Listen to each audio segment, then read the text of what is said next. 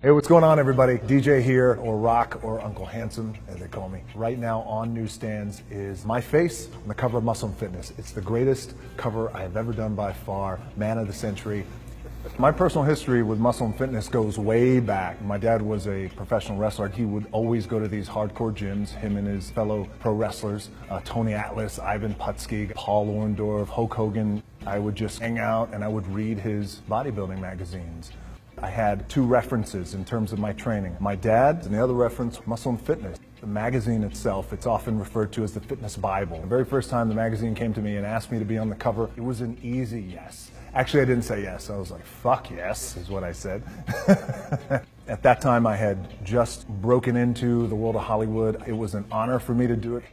The very first time I worked out in the gym, I was with my dad. I would get on the wrestling mats with him, bend my body into pretzels until I tapped out. And finally, when I was about 10 years old, he let me hit the weights. The very first exercise I did was a bench press, put on 225s, press that up. All right, you ready to go to the 45s? I was like, yeah, let's go to the 45s. 145 on each side, 3, 2, 1, gave it to me, and I got buried. And I made it a point, like I was gonna push that up the very next week. So all week long, I did push up. I went in the gym the next weekend, Saturday morning with my dad, and I pushed it up. And that's why I don't need therapy today. Being the man of the century for Muscle & Fitness, it's an honor. It's not a right just because you become a star. I've had the opportunity of being on every magazine cover in the world. We've had amazing shots, Rolling Stone, GQ, Details, Esquire. To be man of the century for Muscle & Fitness is by far the best cover, the greatest thing that's ever happened. So when I was 13 years old, we got evicted out of my place, out of our little apartment in Hawaii. I had no place to sleep, but I knew at that time the men in my life who I aspired to be were all these men who went to the gym, who were on the cover of Muscle & Fitness, by the way. Arnold, Chuck Norris, Clint Eastwood, you name it. I'm very grateful, and I hope I do the magazine proud. Meeting Joe Weider was an honor. He was all things that I had hoped him to be. Training and some sort of physical activity becomes my anchor every day. Try and stay focused. For me, I got to get up at 3:45 in the morning. I do my cardio, I'll have my breakfast, then I'll go train and hit the iron, then I'll go to set. And if I could get those things done before I go to set, then I could work for the next 12, 14, 16 hours.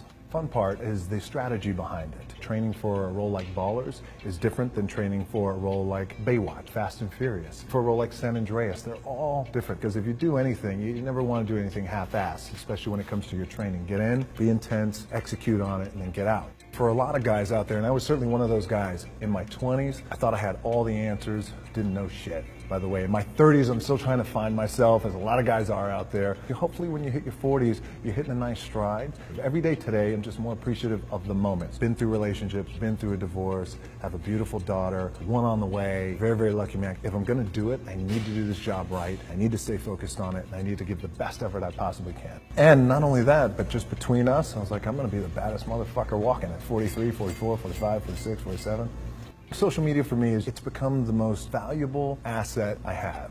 85 million people later, here we are, really enjoying this relationship. It's one of the most important relationships I have in my life, is with the fans. And I try to make sure that every post has some quality to it and that means something and people can get something out of it, whether it's some humor or a little bit of motivation. I enjoy all of them, Facebook and Twitter, but the platform of Instagram has been fantastic because it's a great storytelling platform. Plus, I have long-ass arms, man, and I can take selfies like that. I don't need a bullshit selfie stick. We just signed an incredible deal with Ford, which we're all very, very proud of. It's an incredible partnership, spokesman of service. We want to do something that's never been done. And then we felt like, collectively, the most powerful space is servicing the people. And plus, Ford has been in my DNA since I was 15 years old. I am honored. It's an amazing issue. Pick it up. It's iconic. It's historic. And I'm on the cover. And thank you.